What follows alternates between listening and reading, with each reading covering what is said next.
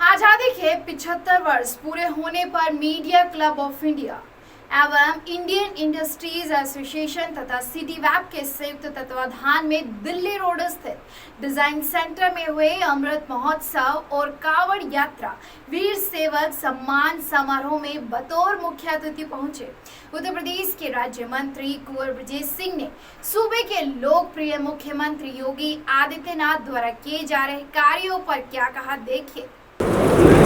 इस कार्यक्रम की अध्यक्षता कर रहे पूरे विश्व की सबसे प्राचीनतम पद्धति के पूरे विश्व में जो ध्वजवाहक हैं, जिनके तन पे पहने हुए वस्त्र भारत की सनातन संस्कृति को पूरे विश्व में एक अलग पहचान स्थापित करते हैं, जिनके लिए कोई भी सम्मान बहुत छोटा पड़ता है, समय समय पर अनेकों सम्मानों से विभूषित हुए, अलंकृत हुए हैं। भारत सरकार के द्वारा भी जिन्हें पद्मश्री के सम्मान से अलंकृत किया गया हो, ऐसे सहारनपुर की धरा पर जन्मे, पूरे भारत के अंदर योग की क्रांति का परचम लहराने वाले आज के इस कार्यक्रम के सम्मानित अध्यक्ष परम श्रद्धेय गुरु भारत भूषण जी, इस कार्यक्रम में मंच पर उपस्थित सहारनपुर नगर के प्रथम नागरिक हमारे महापौर भाई संजीव वालिया जी, देश की लोकसभा में और उत्तर प्रदेश की विधानसभा में सहारनपुर नगर का और फिर देश की लोकसभा में सहारनपुर लोकसभा का प्रतिनिधित्व कर चुके ऐसे सहारनपुर के लोकप्रिय पूर्व सांसद भाई राघव लखनपाल जी, आईआईए के चेयरमैन आदरणीय रामजी सुनेजा जी, हमारे चीफ वार्डन भाई राजेश जैन जी, इस कार्यक्रम का संचालन कर रहे एएनआई को जो यहाँ रिप्रेजेंट करते हैं सहारनपुर में। हालांकि जब वो संचालन कर रहे तो कई बार मुझे ऐसा लगता था कि अमित संचालन भी ऐसे कर रहा है जैसे रिपोर्टिंग कर रहा हूं। तो ऐसे मेरे बहुत प्रिय छोटे भाई अमित, ऋषिपाल जी, हमारे नगर को संभालने की जिनके हाथों में, हमारी ओर से जिनके हाथों में जिम्मेदारी है, ऐसे इस नगर के हमारे सम्मानित प्रशासनिक टीम के सिटी मजिस्ट्रेट, उपस्थित सभी मीडिया के मूर्धन्य मित्रों, उपस्थित मातृशक्ति, एक सुखद संजोग है कि भगवान शिव का सबसे प्रियतम मास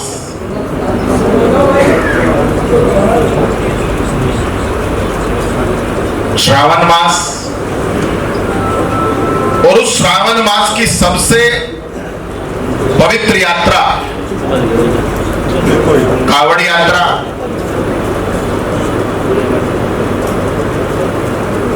उस कावड़ यात्रा में करोड़ों शिव भक्त अपनी अलग अलग प्रार्थनाएं जिनकी स्वीकार हुई होंगी, कुछ अपनी प्रार्थना को भगवान के चरणों में अर्पित करने के लिए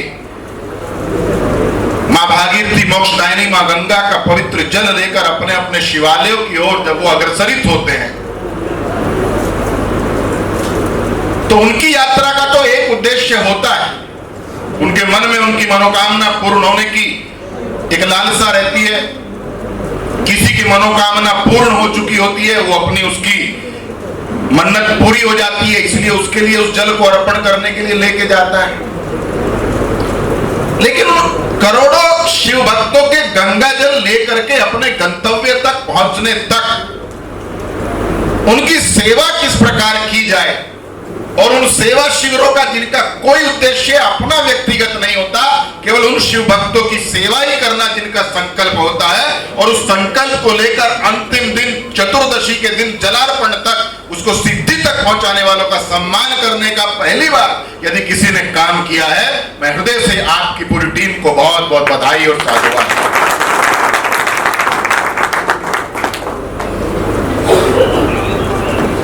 सेवा पे अनेकों किताबें लिखी गई हैं, सेवा के अनेक प्रकल्प पूरे देश के अंदर चलते हैं, अनेकों प्रकल्प चलते हैं, अलग अलग तरह की सेवाएं बहुत से लोगों ने की है।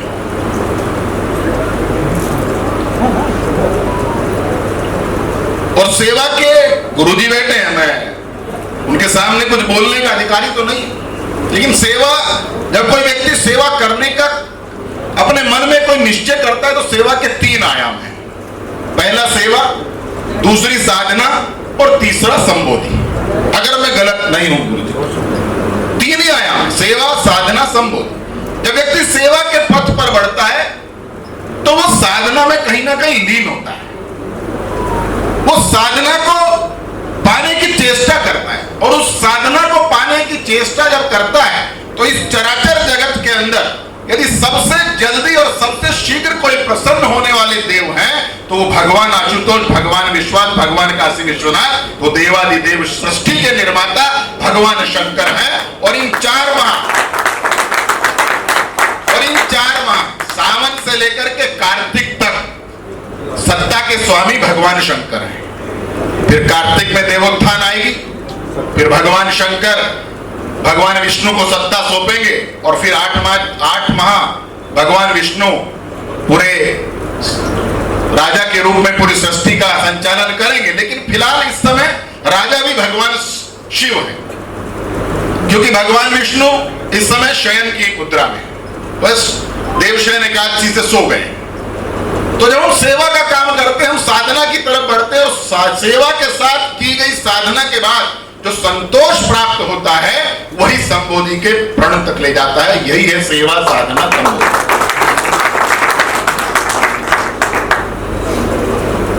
अमित भाई ने हमारी और जसवंत भाई की, राघव जी की, मेयर साहब की बहुत तारीफ की, और अपनी आत्म प्रशंसा से आदमी कई बार आत्ममुग्ध हो जाता है। लेकिन मेरा इस राजनीतिक जीवन में आने के बाद मेरा व्यक्तिगत रूप से मत है कि व्यक्ति जीवन में उसी समय नुकसान में जाता है जब अपनी प्रशंसा को सुनकर के आत्ममुग्ध होकर के वह किसी गलत तरफ बढ़ जाए। आप सब ने प्यार दिया, स्नेह दिया, संबल दिया, हम लोग दोबारा विधायक बने, और आपने फिर से जिस प्रदेश के मुख्यमंत्री के रूप में 18 मार्च 2017 को शपथ लेने के बाद उनके सामने जब श्रावण मास की चर्चा हुई, पश्चिमी उत्तर प्रदेश के समस्त जनप्रतिनिधिगण उत्तर प्रदेश के मुख्यमंत्री जी के पास गए, और हमने ये विषय रखा कि कांवड़ यात्रा में पिछली सरकार के द्वारा डीजे प्रतिबंधित है, और ये तो शास्त्रों में वर्णित है कि जब जब जो सत्ता संतों के चरणों में बैठकर चली हो, या सब, और आप सब तो सौभाग्यशाली हैं, हम सब तो सौभाग्यशाली हैं, हम सब के तो मुखिया स्वयं संत हैं, भगवा वस्त्रधारी हैं। तो जब हम उनके पास इस विषय को लेकर के पश्चिमी उत्तर प्रदेश के सभी भारतीय जनता पार्टी के विधायक गए थे, और हमने ये विषय उनके सामने रखा था,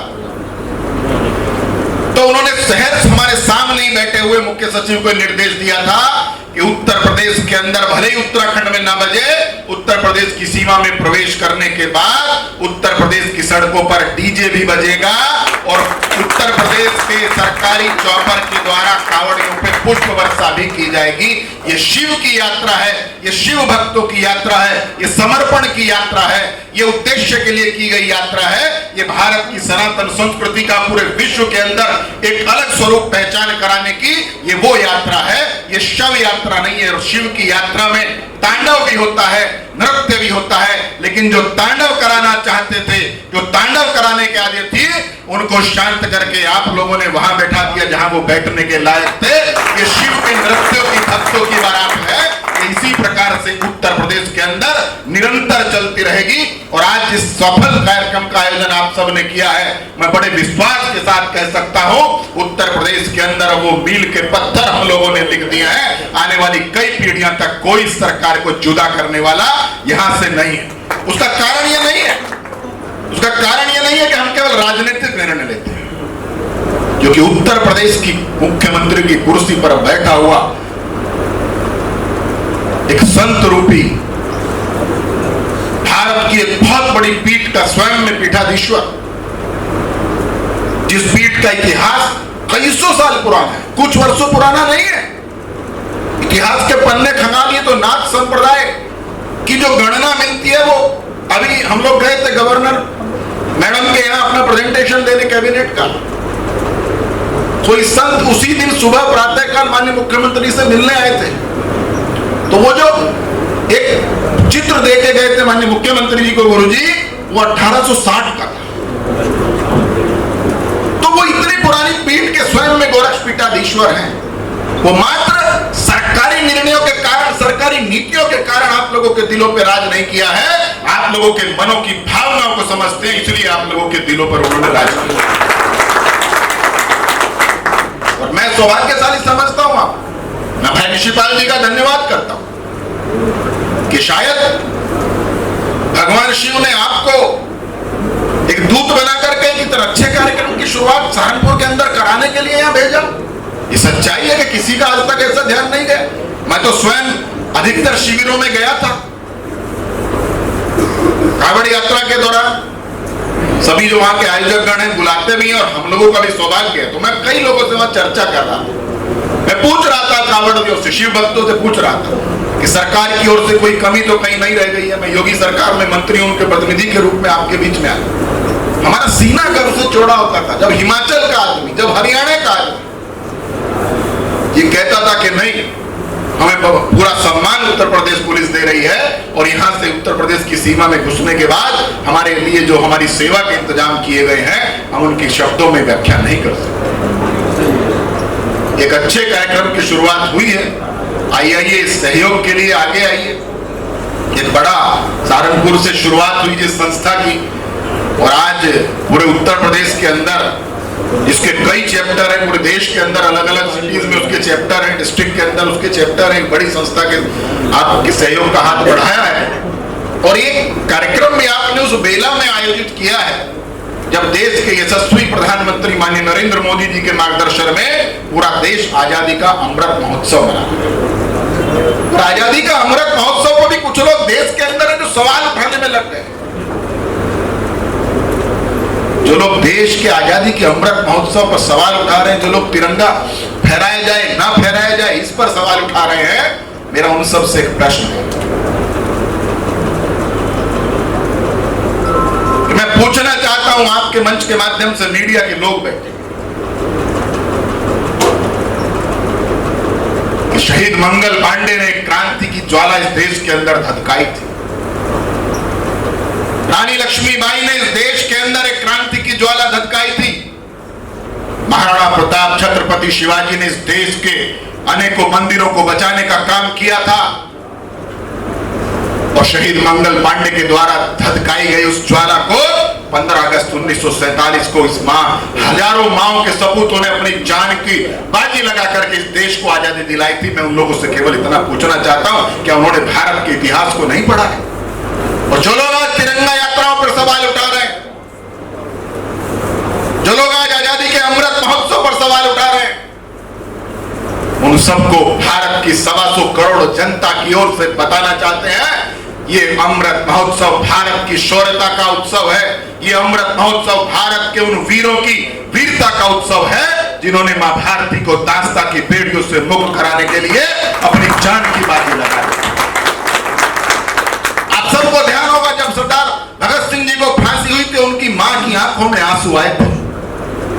उनके पिता ने सवाल किया था कि शहीद की मां होकर के रो रही हो? तो जानते हैं मां ने क्या जवाब दिया था? और एक शहीद की मां, एक आजादी के दीवाने की मां ही वो जवाब दे सकती है। शहीद भगत सिंह की मां ने जवाब दिया था कि मैं इसलिए नहीं रो रही हूं कि मेरा एक बेटा फांसी पर चढ़ गया, मैं तो इसलिए रो रही हूं कि हे मां भारती, तूने मुझे एक बेटा क्यों दिया, लाख देती तो भी न्यौछावर नहीं।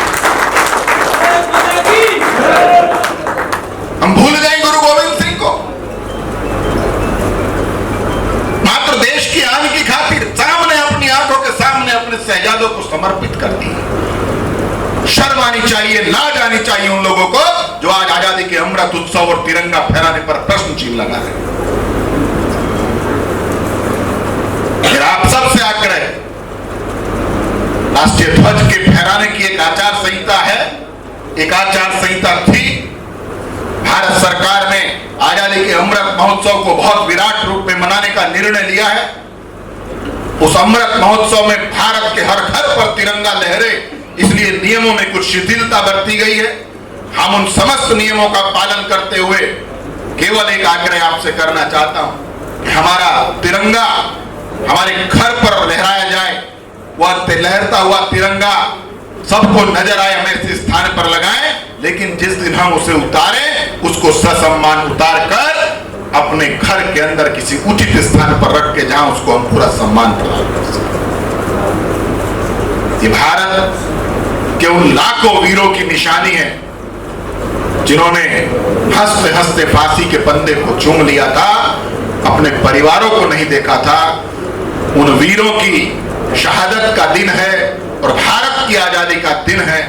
इसलिए हम सब मिलकर के इस आजादी के अमृत महोत्सव को हर रूप में, चाहे वो जिस रूप में मना सकते हैं। 75 साल हम पूर्ण करने जा रहे हैं और आदरणीय प्रधानमंत्री जी ने तो कहा है कि हमने अमृत महोत्सव मनाया है, लेकिन अगले 25 साल हम इस अमृत महोत्सव की जो झलक है वो हमारे अंदर झलकती है। हम लोग बहुत सी चीजें, कुछ लोग विदेश गए होंगे, मैं अलग अलग देशों में कई बार गया हूं। राघव जी गए, उनका स्वतंत्रता दिवस आता है तो वो लोग अपनी पिछली तरफ अपने देश का राष्ट्र ध्वज लगा करके 1 महीने पहले से लगा लेते हैं अपने। ये उनकी अपने देश के प्रति, अपने देश प्रेम की भावना को झलकाता है। और जब देश प्रेम की बात आती है तो भारतीयों से ज्यादा किसी के अंदर देश प्रेम की भावना कोई जगाता नहीं। यहाँ हिंदू, मुस्लिम, सिख, ईसाई सब लोग भूल जाते हैं आपस में लड़ना जब कोई बात देश पे आती है, और यही भारत की पहचान है। एक बार फिर से आप सब ने, अमित भाई का 3 दिन पहले फोन आया, मैं लखनऊ में था, भाई साहब कहाँ हैं? मैंने कहा आज लखनऊ में। बोले 7 तारीख को ऐसे ऐसे कार्यक्रम रख रहा हूँ।